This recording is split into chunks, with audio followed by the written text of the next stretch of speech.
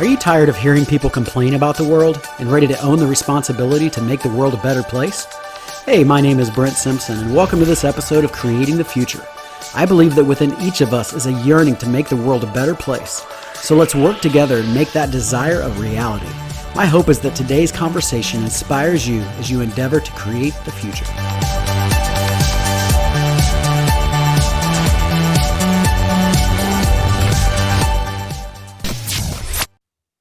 Hey, what's up, everybody? Welcome back to Creating the Future, and welcome back to a conversation I've been having with Pastor Ken McAnulty about the future of America, and is America collapsing around us right now as we speak, and if it is, why? And I hope you enjoyed part one of this conversation. We are going to jump directly into part two. And I do want to remind you that if you think this is worthy, if you think this is something good, do me a favor and let's share it. Let's get the word out, and let's begin to be salt and light in this world as we create a better future. All right, God bless you. Let's jump right into this conversation. For me. Well, and I think we saw it, in just what's happened in our nation right now. I mean, could you ever have imagined our Capitol building being invaded, not by a foreign country, but by Americans who claim to love this country? Yeah. It's mind-boggling. Yeah. But it's this idea of this seems right to me, and so I'm going to do it. Right. It seems right for me to loot, so I'm going to do it. Right. It's right for me. And that's the perception. That's the idea of what behavior has become and the foundation of behavior. You know, our belief system produces a behavior. And so now we're seeing the fruit of it. We're seeing the result of it. And here's the big question. This is what we have to grapple with in the world that we live in now. If you're listening to this, you probably are in some kind of agreement with me and Pastor Ken, but you're going to be in a world where people aren't. Right. Here's the question. What's wrong with it? Looting would help me. If I can steal and get away with it, it helps me. What is wrong with that? Apart from a constant morality, you're not going to find something wrong with that. Right. And so we live in this world, and they haven't been taught this morality. They don't know why they would have it. So therefore they're just told to do it, but then there's no reason to do it. But that reverberates into all kinds of places in our world. Every place. Yeah. So politics, why should I not lie? Right. Why should I not lie if it gets me into the office or makes me more successful?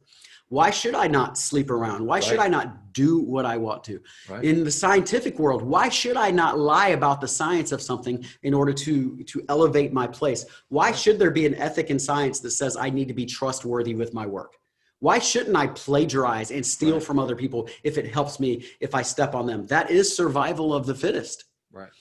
And that's what we're living in right now. And it's because we have stepped out of the Christian ethic.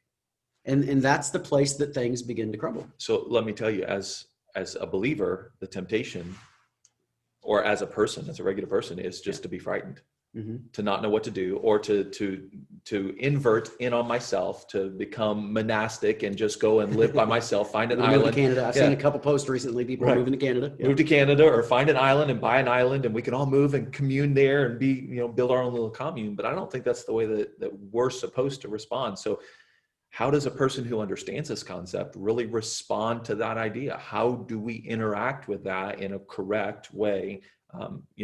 As a Christian, we're supposed to be a change bringer. How do we do that? Yeah, that's a great question. So we got to get to the place that we get rid of the nationalism that's in the Christian heart, where that Christians have somehow indoctrinated Christianity into nationalism and into Trumpism a lot lately. So that they cannot separate the two. Wow. I don't know. This is going to hurt some people's feelings, and you may not like me for saying this. I don't know. I don't know that America can be saved. I don't know that God's interested in saving America. Wow. That might hurt a lot of people's feelings. You might disagree with that. You're welcome to disagree with that. Because God can raise up nations anytime, anywhere, any place. In fact, it's interesting to me that in China, the nation that seems to be growing right now off of our debt, Christianity is growing in China faster than any other nation. And there's all these studies that say that in I think it's 30 years or something like that, that they will be a majority Christian nation in communist China. Listen, God's got these amazing chess pieces and he moves them around as he wants. And when we choose to walk away from him, he will choose to raise somebody else up. Yeah. You know, Yeah. Every time there's a Saul, there's a David coming right behind him. Right. God will use who he chooses to use. And so don't get this idea that we are God's people and God's going to only use America and God has blessed America. He has blessed America, but he blessed America because we blessed God. He blessed America because we put God at the center of it. It's the kingdom. It's the kingdom. You humble yourself. You surrender yourself over to the king for the blessing of the king. We were submitted to the king. Now we're not as at large. And so what do? What we're dealing with right now is like a cancer. Mm-hmm. And it is attacking the very cells that are healthy. The unhealthy cells are attacking the cells.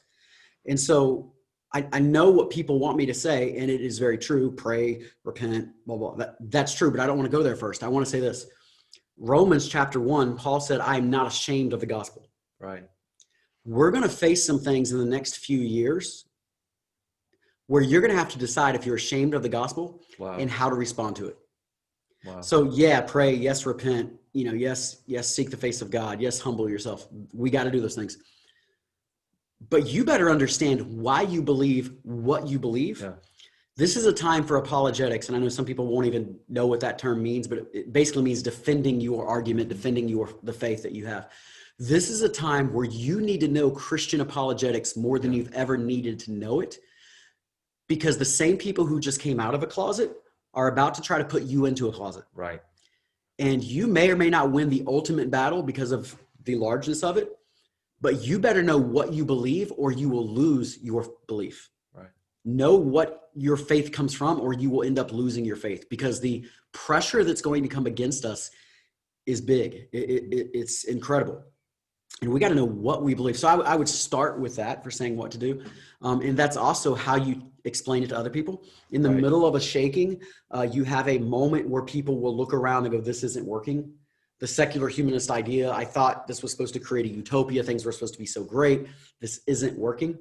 Mm-hmm. People have replaced, Americans have replaced the church in the religion aspect with a governmental aspect. At some point, they will look at their new pastors, the politicians, and say, I don't trust them anymore. Even the Democrats looking at Democrats and Republicans looking at Republicans going, this isn't working. They're doing it now. I don't trust this anymore. The whole system is failing before our eyes. Yeah. At some point, people are going to look like that. And you're right. They're probably doing it now. At some point, people are going to look like that. And they're going to look around for who they can trust. They're going to look around for who is stable in the middle of unstable times, who is certain in the middle of uncertain times. And that's the place. And I've been preaching this for a while now. You know this. I've said it so many times. That's the place where Christians become, once again, a city on a hill. Right. We become a lighthouse for our community. We become that very thing that we were always meant to become. But in years past, we lived in a Christian America. And so you really didn't stand out. Your Christian ethics, your Christian values didn't stand out that much because even if people weren't believers, they had those Christian values. That's what we started out talking about, right? But now, as we live in a world without Christian values, you will stand out if you hold strong to the Christian values. That's good. But they will be harder to hold strong to than they've ever been because they will be attacked because like cancerous cells attacking the healthy cells, your cancerous America is going to attack the very thing that could bring healing to America. Right. And you have to stay strong. We have to stay strong. And we have to be able to articulate why we believe what we believe because it is going to be attacked probably like we've never seen it attacked before. And that really leads to that fall of America. And then you certainly do we need to be praying and we need to be repenting and we need to be humbling ourselves. I posted this. This is part of the answer. I said, what is the problem with America? I am. Right. Until every one of us starts answering that way, we got a problem, right? The great philosopher Michael Jackson, I'm starting with the man in the mirror. I'm asking him to change his ways, right? That's where it starts at. Well, I think it's this recognition of what you're saying that, you know what, I have to solidify myself. I have to find my foundation. And so that calls me to take my steps. I can't find my foundation by depending on the government, by depending on the pastor, the church, my neighbor, anybody else. I need to find my foundation. And that means that I have to study. I have to dig in. I have to take time. I have to pray. I have to repent.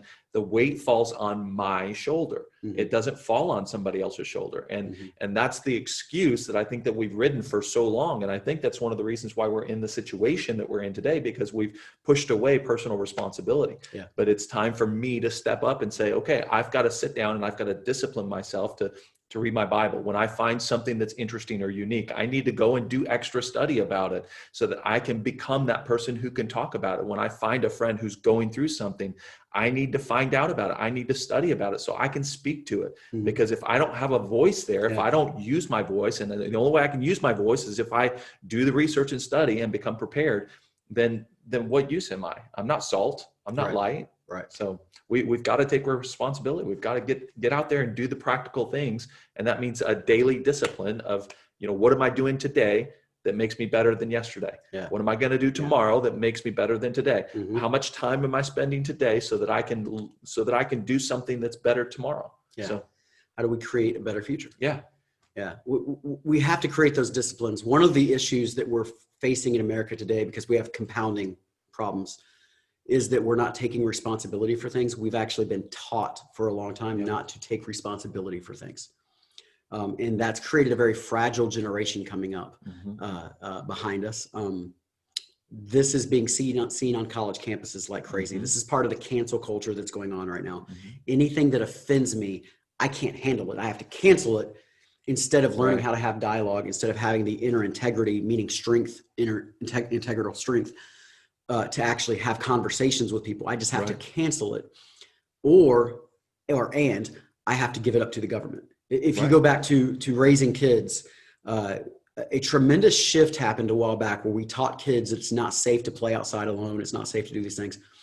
And so for a long time now, kids don't travel the neighborhoods. If you go back to 1979, I was born in 77. You were what? 75. 75. Okay.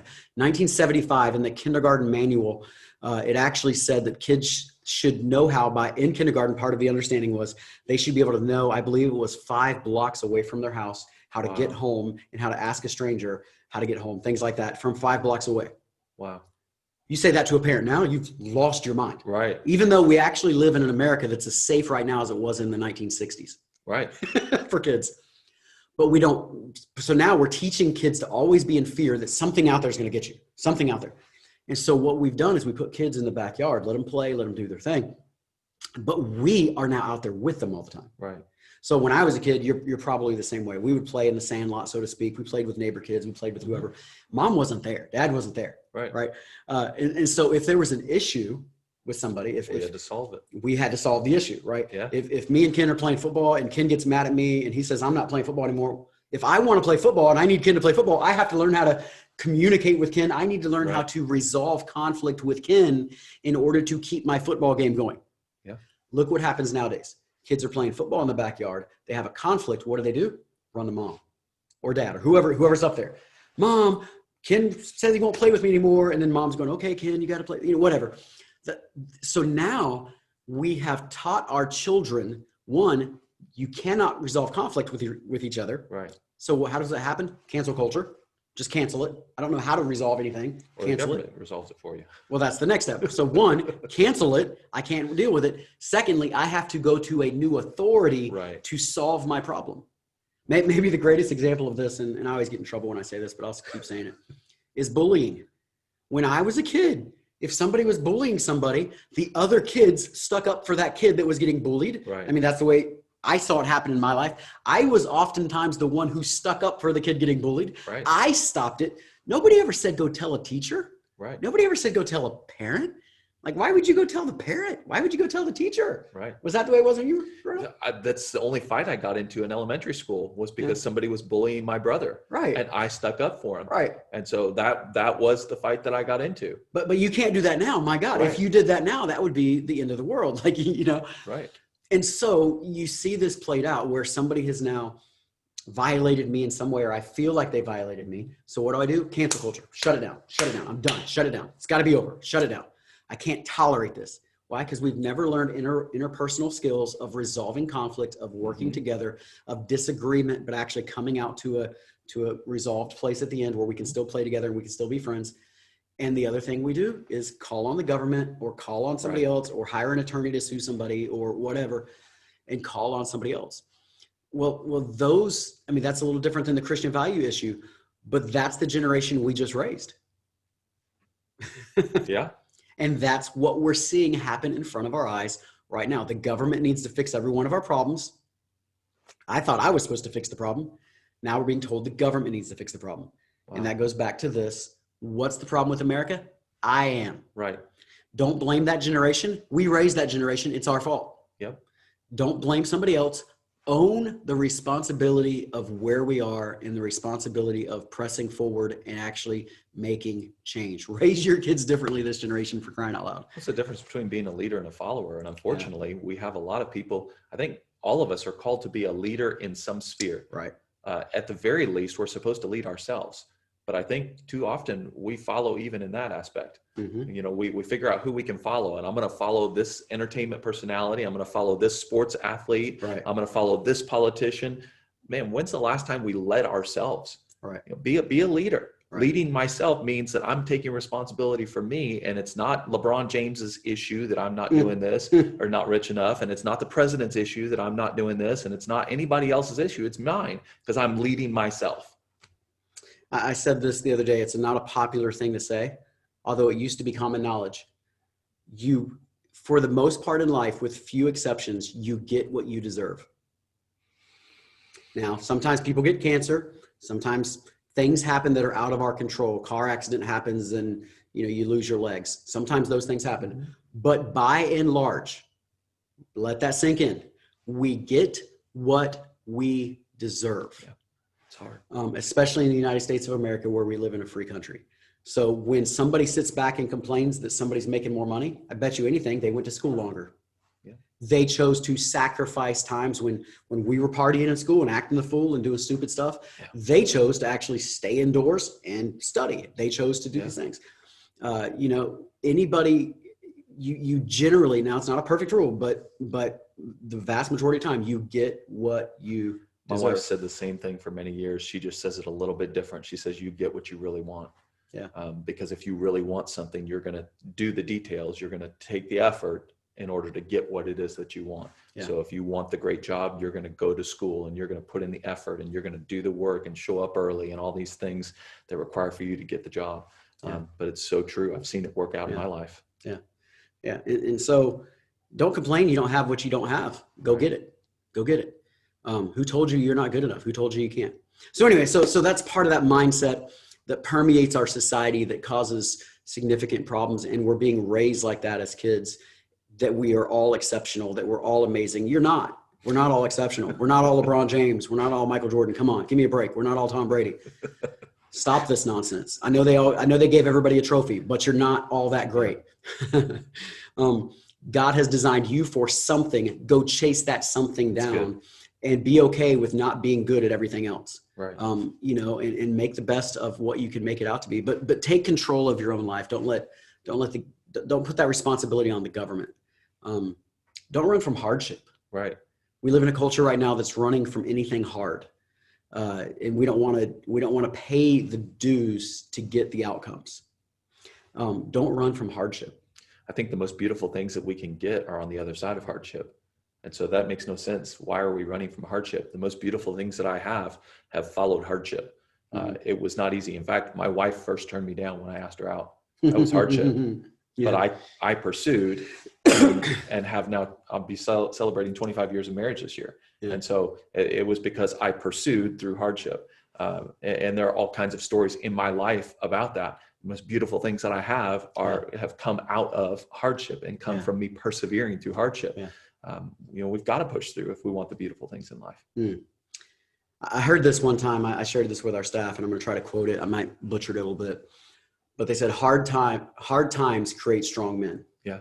Strong men create good times. Good times create soft men. Soft men create hard times. And then it starts to cycle over. Hard times create strong men. I think we're in that moment where we are seeing, and you pointed it out, this softness that's in a generation of children that we have, or in our country right now. that is really producing hard times that, Right. that we're noticing. And so now the response that we have to have is to lead ourselves to become these people who are willing to go through hard times and willing to be harder than the hard time. Yeah. The way you make it through a hard time is to be tougher than the hard time. Yeah. That it's that grit, that I don't care what you do, I will not quit. Yeah. And it takes hard times to develop grit. But it just takes a willingness to have it, really. Yeah. Every one of us can have grit. Well, you're forced to have grit sometimes, and that's what the hard times create. Right. If you're going to survive, you're going to have grit. Right. That's when the truly hard times come. Yeah. So develop grit. Yeah. All right. So I know we have talked all over the place today. Is America at a place of crumbling? I personally believe it is. But as I said back in the beginning of the first episode here, that doesn't mean we cease to exist or anything like that. That doesn't mean the world stops turning. Don't lose your mind over that. However, it does mean you need to prepare yourself for the future that is ahead. You need to understand why that it's crumbling before our eyes. Have a different viewpoint. I believe it'd be a Christian viewpoint, but also I believe personally it's beyond Christian. It's philosophical. It's just the anthropological viewpoint that we should have. And it's the truth. And so understand why, and then take it from understanding why to then now you can be part of the solution, not part of the problem. And one of the massive things we're having right now is that people are being part of the problem, not part of the solution. Oftentimes they think they're part of the solution, but they're just being part of the problem, and they're just echoing what every newscaster says. If you are saying the same thing that's being said on some news channel, you're not part of the solution. I promise you that. So. Right. All right. I hope you've enjoyed these episodes of Creating the Future. Hopefully I can bring some more back to you. You may love me, hate me after this. I don't know. Feel free to email me either way. Look forward to hearing from you. God bless you. See you later.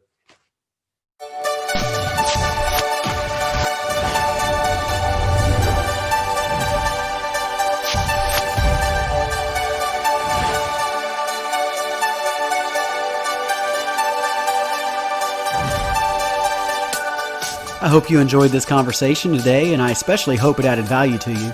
If you enjoyed it, would you do me a favor and give us a 5-star rating on your podcast provider? It really helps to get the word out. And of course, if you share this content with your friends, that would be great too. And until next time, I hope you continue creating a better future. I look forward to being with you again soon.